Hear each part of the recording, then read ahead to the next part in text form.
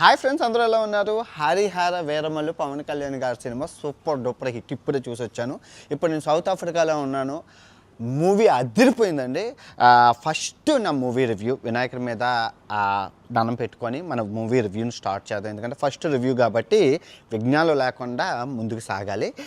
Okay, ఇప్పుడు ఇక్కడ పవన్ కళ్యాణ్ గారి యాక్టింగ్ అదిరిపోయింది, ఇంకా మాటలు లేవు. చారిత్రాత్మక సినిమా. స్టోరీ చెప్తాను, స్టోరీ జాగ్రత్తగా విన్నారు, చాలా బాగుంటుంది. 11వ శతాబ్దం హరిహర రాయలు బుక్కరాయలు కాకతీయ సామ్రాజ్యం స్టోరీ. సో కాకతీయ సామ్రాజ్యం, హరిహర రాయలు బుక్కరాయలు కాకతీయ సామ్రాజ్యం కూలిపోయాక ఈ ఈ వీళ్ళిద్దరూ కొత్త సామ్రాజ్యం ఏర్పరచుకోవడం కోసం తిరుగుతున్న సమయంలో మహాబీన్ తొక్కలక్ సామ్రాజ్యంలో చేరి ఆ తర్వాత అక్కడి నుంచి విడిపోయి విజయనగర సామ్రాజ్యాన్ని ఏర్పరుస్తారు. వాళ్ళకి పుట్టిన కొడుకే మన హరిహర వీరమల్లు. సో ఈ హరిహర వీరమల్లు ఏం చేస్తారంటే రాజ్యాన్ని సుశ్యామలంగా భూతో నా భవిష్యత్తు అని పెద్ద పెద్ద గోడలతో విజయనగర సామ్రాజ్యాన్ని నిర్మిస్తారు. సరే, ఈ హరిహర వీరమల్లు ఎవరు సార్ అని అంటే మన శ్రీకృష్ణదేవరాయలు మీ అందరికీ తెలుసు కదా, వాళ్ళ తాతగారే మన హరిహర వీరమల్లు. సో విజయనగర సామ్రాజ్య స్థాపకుడు, పితామహుడు. సో ఆ రోజుల్లో ముస్లిం రాజుల మీద దండయాత్ర చేసి కోహినూరు డైమండ్ని ఎత్తుకెళ్ళిపోయిన ఔరంగజేబుని ఎదిరించి ప్రజల్ని విడిపించి కోహినూరు డైమండ్ వెనక్కి తెప్పించి, అబ్బో చరిత్ర అసలు సినిమాలో ద పీక్ ఎవ్రీథింగ్. నిజంగా ఇప్పటికొచ్చి పవన్ కళ్యాణ్ గారు కామెడీ చేశారు, యాక్షన్ చేశారు, కరాటీలు అన్నీ చేశారు కానీ సెంటిమెంట్ చేశారు. కానీ పవన్ కళ్యాణ్ గారు ఎప్పుడు చారిత్రాత్మక సినిమాలు నటించలేదు. ఈవెన్ రామ్ చరణ్ గారు మగధీర నటించారు, బాహుబలిలో ప్రభాస్ గారు నటించారు. ఇప్పుడు చూసుకుంటే చాలామంది చాలా సినిమాలు చేశారు, కానీ మన చారిత్రాత్మక సినిమా అనేది మటుకు పవన్ కళ్యాణ్ గారి రూపంలో వచ్చింది. చాలా బాగుంది. హైలైట్ నా భూతో నా భవిష్యత్ చాలా బాగుంది. హైలైట్ ట్విస్ట్ కూడా చెప్పేస్తున్నాను ముందే మీకు. ఈ సినిమాలో మీరు ఊహించిన ట్విస్ట్ బాలయ్య బాబు ఎంట్రీ. బాలయ్య బాబు ఉన్నారు, అమ్ముడు సినిమాలో మీకు ఎక్కడా చూపించలేదు. శ్రీకృష్ణదేవరాయల రూపంలో వస్తుందంటే మనవడి కింద, ఇది హరిహర వీరమల్లు మనవడి కింద బాలయ్య బాబు ఎంట్రీ పీక్స్. అసలు రోమాలు అలా నాకు లెగిసిపోయాయి, మొత్తం రోమాలు అంతా ఒళ్ళంతా ఎంట్రుకలు అంటారు కదా, ఎంట్రుకలన్నీ అలా నెక్కబెట్టి పైకి లేస్తుంటే ఈ థియేటర్లో ఇక్కడ ఉన్నోళ్ళు కూడా, ఏది సౌత్ ఆఫ్రికాలో 250 సంవత్సరాల క్రితం బ్రిటిషర్లు తీసుకొచ్చిన ఇండియన్స్ కూడా తెలుగు కొంచెం వచ్చు, తెలుగు తమిళ మిక్స్ చేసి మాట్లాడతారు. వాళ్ళు కూడా థియేటర్లోంచి లేచి క్లాప్స్ బాలీబాబు ఎంట్రీ. ఎందుకంటే రాజకీయంగా ఇప్పుడు ఒకే ప్యానల్లో ఉన్నారు కాబట్టి ఆ విధంగా కూడా యాక్ట్ చేయొచ్చు. బాగుంది సినిమా. ఓవరాల్గా బ్లాక్ బాస్టర్ హిట్, రికార్డుల కలెక్షన్స్. మళ్ళీ ఇలాంటి సినిమా మళ్ళీ రాదు. చాలా బాగుంటుంది, కుటుంబ సమేతంగా అందరూ చూడాలి. చాలా యాక్షన్, అడ్వెంచరస్, మన చరిత్ర మనం తెలుసుకోవడం గొప్ప. హిందువుల సామ్రాజ్యం, అబ్బో అన్నీ బాగున్నాయి. ఎలా ఉంది నా సినిమా రివ్యూ? ఫస్ట్ రివ్యూ అదిరిపోయింది కదా, పీక్సా చప్పట్లు. పవన్ కళ్యాణ్ వేరే అభిమానులు ఇంకెవరైనా ఉంటే కిందన ఈ కమెంట్ చేయాలి. పూర్తిగా చూశారు కాబట్టి కమెంట్ చేయాలి. Okay, comment to the point. ఇప్పుడు నేను మీకు ఒక విషయం చెప్పాలండి. ఇప్పటి వరకు మీరు విన్నది కన్నది ఇదంతా ఒక కనువిప్పు నాటకం కోసం చెప్పింది. ఎవ్వరూ సీరియస్గా తీసుకోకండి. ఇంకా సినిమా రిలీజ్ అవ్వలేదు. ఈరోజు వెళ్తే ఇంకా రేపు రిలీజ్ అవుతుంది ఇక్కడ సౌత్ ఆఫ్రికాలోని. ఓకే, అది పక్కన పెడితే ఇప్పుడు సినిమా రివ్యూలు అన్నవి ఎవరికి అవసరం అండి? మనలో అన్నమాట. ఇప్పుడు సినిమా రివ్యూ అనేది ఎవరికి అవసరం? ఇప్పుడు సినిమా ప్రోడక్టా? కాదు. ఇప్పుడు ఈ ఐఫోన్ అనేది ప్రోడక్ట్, రైట్? దీనికి రివ్యూ అవసరం. సినిమా అనేది ప్రోడక్ట్ కాదే. జస్ట్ 3 గంటల్లో చూసి వెళ్ళిపోతావు. దాన్ని నువ్వు ఇంటికి తీసుకెళ్ళు, నీ ఆఫీస్కి తీసుకెళ్ళు, నీ కాలేజీకి తీసుకెళ్ళు, నీ జీవితాంతం నీ సినిమాని పట్టుకొని ఏలాడవు కదా, రైట్? పెళ్ళి జీవితాంతం ఉంటుంది, సినిమా ఉండదు కదా, అవునా కదా? కానీ ఎంత అన్యాయం అండి. ఇప్పుడు ఈ ఐఫోన్ అనేది ప్రోడక్ట్. 2018లో నేను దీన్ని అమెరికాలో కొన్నాను. కొనే ముందు డబ్బులు పెట్టి కొంటున్నాం ఫస్ట్ ఐఫోన్ అని చెప్పి 100 రివ్యూలు చెక్ చేశాను. అన్ని రివ్యూలు బాగుందని చెప్పి తీసుకున్నాను. 2018, 19, 20, 21, 22 మొత్తం 8 సంవత్సరాలు ఇంకా పనిచేస్తుంది. మీకు కూడా తెలుసు, నా యూట్యూబ్ ఛానల్ దీంతోనే స్టార్ట్ చేసాను. 550 వీడియోలు తీసాను, స్టిల్ ఇట్స్ వర్కింగ్. రివ్యూ బాగుంది. మరి సినిమా ఈజ్ నాట్ ప్రోడక్ట్ కాదు కదా. సినిమా ప్రోడక్ట్ కాదే, ఎంటర్టైన్మెంటే. కొన్ని వందల మంది పనిచేసి కష్టాలు, లైఫ్, ఆ ప్యాషను అన్నీ పెట్టి చేసిన సినిమాకి మీరు రివ్యూ ఎలా ఇస్తారు? ఎలా యాక్సెప్ట్ చేస్తారు? ఇప్పుడు సినిమా వాళ్ళ ఇప్పుడు నేను చెప్పే లాజిక్ వినండి. ఈ సినిమా రివ్యూ వాళ్ళు రేపు పెళ్లి చేసుకుంటాడు, ఈ సినిమా రివ్యూలు చెప్పే సోదిగాళ్ళు పెళ్లి చేసుకున్నారు. ఇంకో రివ్యూ గాడు వచ్చి చెవులని, అరే నీ పెళ్ళానికి అక్కడ పుట్టుమచ్చుందిరా, అరే నీ పెళ్ళానికి అక్కడ మడతుందిరా, అరే నీ పెళ్ళానికి అక్కడ అది ఉంది, ఎక్కడ ఇది ఉంది, నీ పెళ్ళానికి కొంచెం కోపం ఎక్కువ, కొంచెం తాపం ఎక్కువ, కొంచెం అరుస్తుంది, కొంచెం కరుస్తుంది. ముందే ఎవడో వచ్చి చెవిలో చెప్తే ఇంక మజా ఏముంటుందండి? ఆ ఫస్ట్ నైట్ అనేది వీడు చేసి వీడు చూసుకొని వీడు ఆనందపడితేనే మజా, కానీ ముందే అన్నీ చెప్పేస్తే ఇంకా వాడికి ఏముంటుంది? ట్విస్ట్లు అవిని సేమ్ ఇదే జరుగుతుంది. ఇప్పుడు సినిమా అనేది ఒక ఎంటర్టైన్మెంట్. దాన్ని మనం ఎన్నో పొద్దునుంచి నానా చాకరీ చేసి ఆ వారం అంతా నానా చాకరీ రిలీజ్ చేసిన సినిమాని అలా వెళ్ళి చూసి ఆనందించి బాగుంటే బాగోలేదని ఫీలింగు, బాగోకపోతే బాగోలేదని ఫీలింగు, ఆ ఫీలింగ్తో మనిషి బయటికి రావాలి. అది నేచర్, ప్రకృతి సహజ సిద్ధంగా వచ్చిన నేచర్ అది. కానీ ముందే వీళ్ళు 100 రూపాయలు ఖర్చు పెట్టి సినిమాకి వెళ్ళిపోయి సినిమా నుంచి వచ్చేసి యూట్యూబ్ ఛానల్లో ప్రతి ఒక్కరు, ఎందుకంటే ఫ్రీ సవక కూర్చోవడం సొల్లేయడం ఇలాగా బ్యాక్గ్రౌండ్ రూపాయి ఖర్చు అక్కర్లేదు, 100 రూపాయలు ఖర్చు పెడుతున్నాడు యూట్యూబ్ ఛానల్లో పెడుతుంటే నోటికి వచ్చినట్లు ఒకడు 2 అంటాడు, 3 అంటారు, 4 అంటారు, 5 అంటారు, 6 అంటారు, 10 అంటారు, రేటింగ్స్ ఇస్తాం వచ్చినట్లు ఇచ్చేసి బాగున్న సినిమాని బాగోలేదని, బాగున్న సినిమాని బాగుందని నోటికి వచ్చినట్లు చెప్పేసి ఒక రివ్యూ చెప్తే అది 1 లక్ష 2 లక్షల మంది చూస్తే 3,000 4,000 డబ్బులు వస్తాయి. మరి మిలియన్ల దాకా చూస్తే 1,50,000 60,000 వస్తాయి. హ్యాపీ పండగ. ఇదే వ్యాపారం అయిపోయింది. ఎంత తప్పు, ఎంత తప్పు, పాపమా కాదా? ఇప్పుడు ఒక బిడ్డ, ఒక తల్లి, నేను ఇప్పటికీ గడిచిన 4 సంవత్సరాల నుంచి సినిమా రివ్యూల మీద ఎప్పుడైనా సందర్భం దొరికినప్పుడల్లా మాట్లాడతాను. చాలా తప్పు. నేను చేసుకోలేక ప్రతి దేశం తిరుగుతాను. ముందే రిలీజ్ అవుతుంది ఇండియా కన్నా, తిరిగి చేసేసుకుంటే అసలు సినిమా కూడా నేను చూడక్కర్లేదు.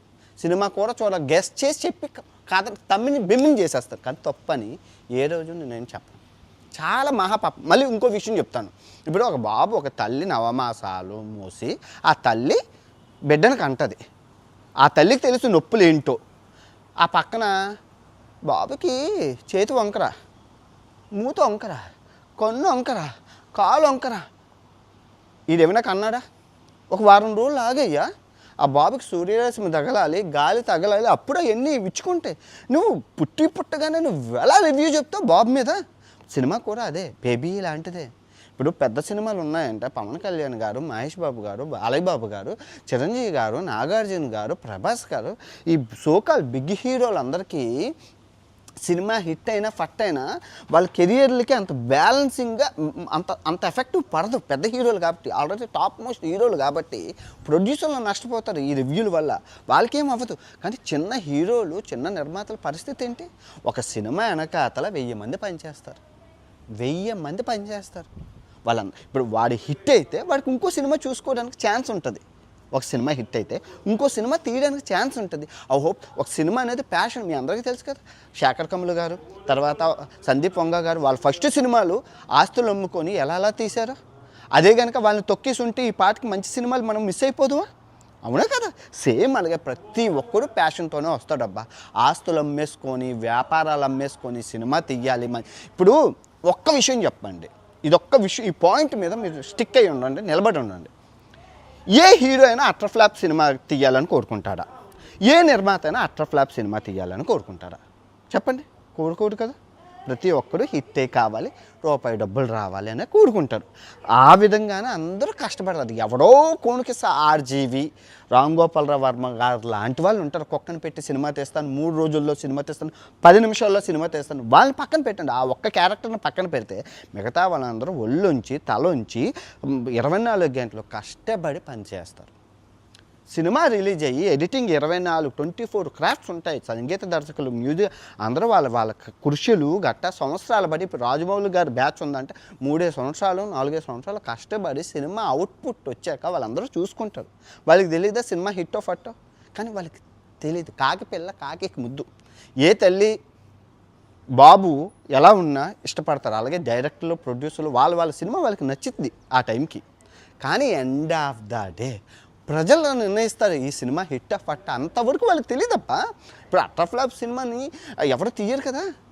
కానీ వీళ్ళు రిలీజ్ అయ్యేనంటనే పురుగుల్లాగా, జలగల్లాగా పడిపోయి సినిమాని నోటుకొచ్చినట్లు ఎలివేషన్లు వేసి ఫ్రీ అయిపోయింది. ఇది ఆపాలబ్బా. ఇప్పుడు సినిమా ఇండస్ట్రీ ఫేస్ చేస్తున్న ప్రధాన సమస్య పైరసీ. ఇలా సినిమా ఇలా రిలీజ్ అయిన అరగంటలోనే రిలీజ్ అయిపోతుంది స్వామి. పాపం తెలుసా, చాలా పాపం. పెద్ద సినిమాలు ఒక ఎత్తు అయితే చిన్న సినిమాలు వస్తున్నారు పోతున్నారు, చూసేయలే, చచ్చిపోవడమే చాలామంది ప్రొడ్యూసర్లు. చాలా తప్పు ఇది. మనం ఒక కళామ్మ తల్లి, మనం మంచి సినిమాలు రావాలి కదా. ఇంతకుముందు మన తాతల కాలం జవానాలోని ఈ రివ్యూలు, ఈ మౌత్ టాకుతో సినిమా బాగుంటే, ఇప్పుడు సినిమా బాగుంది మనం చూసి ఆ ఫీలింగ్ మనకు రావాలబ్బా. అన్ని హిట్ సినిమాలే రావాలా? అది ఎలా? How is it possible? అన్ని హిట్ సినిమాలు ఎలా తీస్తారు? 100 సినిమాలు తీస్తే 5 బ్లాక్ బాస్టర్స్, 5 యావరేజ్, మిగతా 90 సినిమాలు అట్టర్ ఫ్లాప్లే వస్తున్నాయి. దానికి తోడు పుండి మీద కారం జల్లినట్లు మీరు బాలేదు 2 ఉల్లిపాయలు ఇస్తున్నాము, మేము 1 టమాటా ఇస్తాము, దీనికి 5 స్టార్ రేటింగ్ ఇవ్వము, 8 స్టార్ రేటింగ్ ఇస్తాం. మీరు ఎలా చెప్తారు? తప్పు కదబ్బా. కుంటివాడు అంటే కోపం వస్తుంది, గుడ్డివాడు అంటే కోపం వస్తుంది, నత్తివాడు అంటే కోపం వస్తుంది. సేమ్ లైక్ దాట్ సినిమా బాగుంటే ఓకే, బాగోకపోయినా నువ్వు అలాగంటే ఎంత నిరుత్సాహపడతారు. ఆ డైరెక్టర్ అప్పుడే ఫీల్డ్లోకి వస్తారు. ఏమైనా ఎక్స్పీరియన్సా? ఆ డైరెక్టర్లు, ప్రొడ్యూసర్లు, హీరోలు, హీరోయిన్లు వాళ్ళందరూ అప్పుడే ఫస్ట్ సినిమాకే మీరు నిరుత్సాహపరిస్తే అలాగా మీరు రివ్యూలు ఇచ్చేవాళ్ళు కూడా ఆ బాగాలేని సినిమాని కూడా బాగుందని చెప్పాలి. చిన్న సినిమాకి మీ వంతు సహాయం అది, అంతేనా? చెయ్యూతనివ్వడం అంటారు. అరే ఇప్పుడు ఒలింపిక్స్కి వెళ్ళినాడు ఫస్ట్లోనే ఫెయిల్ అయిపోయినట్లేనా? కాదు కదా. అరే గుడ్ రా, keep it up, coming next బాగుంది, పరిగెట్టాలి అంటే ఆడికి నెక్స్ట్ మెడల్ వస్తుంది. మీరు ఫస్ట్లోనే నిరుత్సాహపరిచి గాలి తీసి పంపించేస్తున్నారు ఇంటికి. ఇట్స్ నాట్ రైట్ అమ్మా, కంప్లీట్గా రాంగ్. మళ్ళీ నేను చెప్తున్నాను, ప్రొడ్యూసర్లు, నిర్మాతలు ఎవరైతే ఉన్నారో ప్రజెంట్ తెలుగు ఇండస్ట్రీలో మీకు కూడా బుద్ధి ఉండాలండి. ఇప్పుడు 1000 కోట్లు 100 కోట్లు ఖర్చు పెట్టి 1000 కోట్లు ఖర్చు పెట్టి ఈ పనికిరాని గొట్టంగాలకి మీరు ఆన్సర్లు ఇవ్వడం, మీటప్ పెట్టడం, అదంతా వేస్ట్ ఆఫ్ టైం. మీకు సింపుల్గా చెప్తాను, 1000 కోట్లు ఖర్చు పెట్టిన వాళ్ళు జస్ట్ 10,000 రూపాయలు ఒక్క కాలు. బీహార్ నుంచి వస్తారు, పని చూసుకొని వెళ్ళిపోతారు. మొగుడు చేస్తే మొండకు బుడ్డి రాదు అన్నట్లు ఒక్కడు సచ్చాడంటే మిగతా రివ్యూ గాళ్ళు అందరూ తట్టపట్టుకు సర్దుకొని వెళ్ళిపోతారు. వాళ్ళు ఏం 5 స్టార్ హోటల్లోని పెద్ద సెక్యూరిటీ జెడ్ కేటగిరీ సెట్ నాంబేషన్ అవ్వగలరు, రోడ్ల మీద ఉంటారు వాళ్ళు. సినిమా చూడడం, వచ్చి రివ్యూ చెప్పడం, వెళ్ళిపోవడం, అంతే. సో చెప్పుకోవడం. వాళ్ళకి లేపేసినా కూడా అడిగినోడు అతిపతి ఉండదు. మీరు అదే చేయండి. సినిమా రిలీజ్ అయ్యే ముందు బీహార్ నుంచి పిలిపించండి, వస్తారు, టక్ కసాక్ ఫసాక్, మోహన్ బాబు గారిని ఫసాక్ అయిపోయినట్లే. ఇంకా ఒక ఇప్పుడు ప్రాణం అన్నిటికన్నా ముఖ్యం, వద్దురా బాబు అని చెప్పి. ఎంత పాపం అది. ఇప్పుడు మిమ్మల్ని ఒక్కరిని లేపేస్తే మీరు అంత ఫీల్ అయితే, మరి సినిమా వెనక అతల 24 క్రాస్ లైట్ బాయ్ దగ్గర నుంచి అలా ఉంటారు. ఇప్పుడు ఫర్ ఎగ్జాంపుల్ నేనేనబ్బా, నా లాస్ట్ ట్రావెలింగ్ సొమాలియా నేను 2,50,000 ఖర్చు పెట్టాను, 2 వీడియోలు చేశాను, ₹1,00,000 వచ్చింది, ₹1,60,000 నష్టం నాకు. సొమాలియా ప్రపంచంలో ఎంత భయంకరమైందో తెలుసు కదా. జెడ్ కేటగిరీ సెక్యూరిటీతో వెళ్ళాను, వీడియోలు చూడండి. ఆ తర్వాత సౌత్ సుడాన్ కిడ్నాప్ కూడా నన్ను చేశారు. 2 లక్షలు ఖర్చు పెట్టాను, ₹1,20,000 వచ్చింది, ₹1,00,000 బొక్క. మొత్తం అంతా కలిపి ఈ నెలలో నాకు 2,50,000 బొక్క. ఇప్పటికే నష్టంలో ఉన్నాను. ఇప్పుడు ఎవరైనా వచ్చి ఆ వీడియో బాగా తీయలేదు, ఈ వీడియో బాగా తీయలేదు అంటే కొద్దిగా మండుతుంది. నేనైతే చంపేస్తున్నాను, అన్నోండి చంపేస్తాను. ఎందుకంటే నువ్వు వెళ్ళి చూడు, ఆ రిస్క్ ఎంత ఉంటుందో. నువ్వు వెళ్ళి నాకన్నా బాగా తీసి చూడు, అప్పుడు నీకు అర్థమవుతుంది ఎంత రిస్క్ అక్కడ. ఇప్పుడు సొమాలియాలోని, సౌత్ సుడాన్లోని ఎంత రిస్క్ ఉందో తిరిగిలోని నాకే తెలుసు, నీకెలా తెలుస్తుంది. అలాగే నువ్వు సినిమా తీయవయ్యా, నువ్వు తీయు. ఇప్పుడు మీరు బాగోలేదు, ఇది బాగోలేదు, అది బాగోలేదు, ఆ డైరెక్టర్కి చేత కాదు, సంగీత దర్శకుడు చేత కాదు, నువ్వు చెయ్యొచ్చుగా. ఒక డాక్టర్ ఎంబీబీఎస్ అవుతున్నాడంటే వాడు ఎంబీబీఎస్ చేస్తున్నాడు, ఒక టీచర్ అంటే టీటీసీ చేస్తున్నాడు, లా చెప్తున్నాడు, అందులో ఎల్బీ అన్నీ చేసుకొని వాళ్ళ ప్రొఫెషనల్స్ వస్తున్నారు. మీరెవరైనా చెప్పడానికి? నా అంబిషన్ అగాళ్ళు చదువు సంధ్య లేనోడు వాడు రివ్యూ చెప్పడం, దానికి వీళ్ళు యాక్సెప్ట్ చేయడం, వీళ్ళంతా పెద్ద నా తల వంచడం, ఎవరు ఇదైనా ఎంతవరకు న్యాయం? It's not completely acceptable. మీరు ఎవరు యాక్సెప్ట్ చేయడానికి వీల్లేదు. మీ ప్రొడ్యూసర్లకు చెప్తున్నాను, మరి నెక్స్ట్ టైం నుంచి మీరు ఏం చేస్తారో తెలీదు, రివ్యూ ఇచ్చిన వాళ్ళు కనబడకూడదు. ఇప్పుడు ప్రజల సైడ్ నుంచి మాట్లాడదాం. తప్పు కదా బ్రో, వాళ్ళేదో వాళ్ళ కూటు కోసం కోటి విద్యలో రివ్యూ చెప్పుకుంటున్నారు. 10,000 మంది కష్టం, 1000 మంది కష్టం. ఆ కష్టాన్ని వీడు కట్టు కోసం ఎలా చెప్తాడు? పైరసీ ఎంత తప్పో రివ్యూ ఇవ్వడం కూడా అంత తప్పు. ఎందుకంటే వీడు 10 రూపాయలు ఇవి నేను కష్టపడుతున్నాడా, సినిమా ఏమైనా ముందు పార్టిసిపేషన్ చేశారా, వీడికి ఎలా తెలుస్తుంది, వీడికి ఎలా అవును రివ్యూ చెప్పుకో, ఒక వారం రోజులు అయ్యాక చెప్పుకో. ఏం వారం రోజులు అయ్యాక ఎందుకు చెప్పుకోకూడదు? ఎంత చెప్పాలి, నీ ప్యాషన్ వారం రోజుల తర్వాత చెప్తే ఏమవుతుంది? ఏమవుతుంది వారం రోజులు చెప్తే ఏమవుతుంది నీ ప్యాషన్? నేను సినిమా తీస్తే కనుక ఫస్ట్ బీహార్ నుంచి పిలిపిస్తాను, ఉన్న రివ్యూ గాళ్ళు అందరినీ 10,000 ఇచ్చి ఫసాక్. మిగిలిన బ్యాచ్ ఉంటుంది, బిర్యానీ పెడతానని చెప్పి ఆడియో ఫంక్షన్కి పిలిపిస్తాను, వస్తారు, బిర్యానీ తింటారు. అందులో అమెజాన్ అడవుల్లో నుంచి తెచ్చిన కాలకోట విషయం వేస్తాను, ఫసాక్. ఇంకా అదే న్యూస్ అవుతుంది, నా సినిమాకి ఫ్రీ పబ్లిసిటీ వస్తుంది. అలా చేస్తాను నేనైతే ఒకవేళ సినిమా తీస్తే కనుక. నేను మోనార్కినే నన్ను ఎవరో మోసం చేయలేరు. దయచేసి మళ్ళీ చెప్తున్నాను, ఇది చాలా తప్పు, చాలా తప్పు రివ్యూలు చెప్పడం అనేది. ఇప్పుడు పైరసీ ఎంత ఫేస్ చేస్తుందో ఈ రివ్యూలు కూడా ఒక సినిమా మూడ్ని, ఉత్సాహాన్ని పాడు చేస్తున్నాను. ఇప్పుడు నాకు సినిమా సంవత్సరానికి ఒకసారి వస్తుంది. ఈ ఇంటర్నేషనల్ ఇప్పుడు రివ్యూ బాగోలేదని విన్నాను, రివ్యూ బాగోలేదు అని చెప్పావు, నేను వెళ్ళాలా వద్దా నువ్వు చెప్పు. ఆ పత్తే తీసేయండి, మీరు బాగున్నా బాగోకపోయినా మేము వెళ్తాం. అరే ఎందుకురా 500 రూపాయలు ఖర్చు పెట్టి, ట్యాక్సీకి 1000 రూపాయలు ఖర్చు పెట్టి, అటు సైడ్ ఈ అమ్మాయి ఎందుకు ఈ తలనొప్పి అని చెప్పి బాగోలేదు అంటున్నారు కదా, ఉండిపోతే నష్టమేనా? తప్పు కదా, ఆ ఫీలింగు అది మాకు రావాలి కదా. దయచేసి ఇది ఆపండి అయ్యా. ఆ రోజులు పోయి మన తాతల కాలం, జవానా కాలం. నేను వినాయకుడి మీద ఒట్టే చెప్తున్నాను, కుబేరా సినిమా అండ్ ఏది దాని పేరేంటి కన్నప్ప సినిమా చూద్దామని ఆన్లైన్లో అవైలబుల్గా ఉన్నాయి. అదే మీకు పైరసీలు అంటారు కదా, అవైలబుల్గా ఉన్నాయి. నేను చూడలేదు, దేవుని మీద ప్రమాణం చెప్తాను. ఎప్పుడైతే నేను సబ్స్క్రిప్షన్ తీసుకున్న OTT platform Netflix, Amazon prime వీటిల్లో ఎప్పుడు వస్తుందో అంతవరకు వెయిట్ చేసి నిన్న కుబేరా సినిమా చూశాను. స్టేటస్ కూడా పెట్టాను, చూడండి ఇన్స్టాగ్రామ్లో. బాగుంది, చాలా నచ్చింది. మీకు నచ్చిందో నచ్చకుండా కానీ నాకైతే హ్యాపీ, చూసినంతసేపు ఇంట్రెస్టింగ్గా బాగుంది, చాలా బాగుంది. రేపు కన్నప్ప వస్తే అది కూడా చూస్తాను నాకు అవైలబిలిటీ ప్రకారం. సో మీరు కూడా ఓటీటీలో వచ్చినంతవరకు ఆగలేరా? పైరసీని చూసి ఆ ఫీల్ పోతుందబ్బా. మీరు బిర్యానీ మంచి సరైన రెస్టారెంట్కి వెళ్ళి తెల్లాలి, కానీ ఆడెవరో ఫేక్ బిర్యానీ తెచ్చి రోడ్డు మీద 10 రూపాయలకి 5 రూపాయలకి అమ్మేస్తే మీకు ఆ టేస్ట్ ఎలా తెలుస్తుంది? రుచి తెలియాలంటే కొంచెం ఆగాలి. సేమ్ లైక్ దట్ మూవీ కూడా అలాగే ఉండదు. ఐ హోప్ మీకు నచ్చిందని అనుకుంటాను. నన్ను తప్పుగా అనుకోకండి ఎవరును. రివ్యూ చెప్పిన వాళ్ళు ఈ సినిమాల్ని నాశనం చేసి పడేస్తున్నారు సగం. ఈ ప్రొడ్యూసర్లు, నిర్మాతలు, సినిమా తీసేవాళ్ళు కొంత జ్ఞానం పెట్టుకొని చూసుకోవాలి.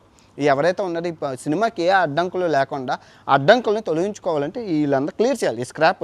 ఎందుకంటే చాలా ఎక్కువైపోయింది న్యూసెన్స్. ఇప్పుడు ప్రతి ఒక్కటి సినిమా రివ్యూ అయిపోయింది. పోనీ ఎంఎస్సి సినిమాటోగ్రఫీ చేస్తున్నాడా, బీఎస్సీ సినిమాటోగ్రఫీ ఏం చేయట్లేదు, 10th క్లాస్ ఫెయిల్ అయిపోతుండే ఆ రివ్యూ చెప్పేస్తాను. సినిమా రివ్యూ అవడం ఏం ప్రొఫెషన్ ఏంటో cinema review sir, YouTuber sir. ఈ యూట్యూబ్ సగం డబ్బులు ఆపేస్తే ఈ దరిద్రాలన్నీ పోతాయి. ఈ యూట్యూబ్ డబ్బులు ఇచ్చినంత కాలం ఈ దరిద్రాలు చేస్తూనే ఉంటాడు, మనం చూస్తూనే ఉంటాం. ఇది ఈ వీడియో ఎంతో సమయం తిరిగి మరో మంచి వీడియోతో సోషల్ కాస్ట్తో కలుసుకుంది. ఇట్లు మీ ప్రపంచ యాత్రికుడు సౌత్ ఆఫ్రికా దేశం నుంచి. జై హింద్.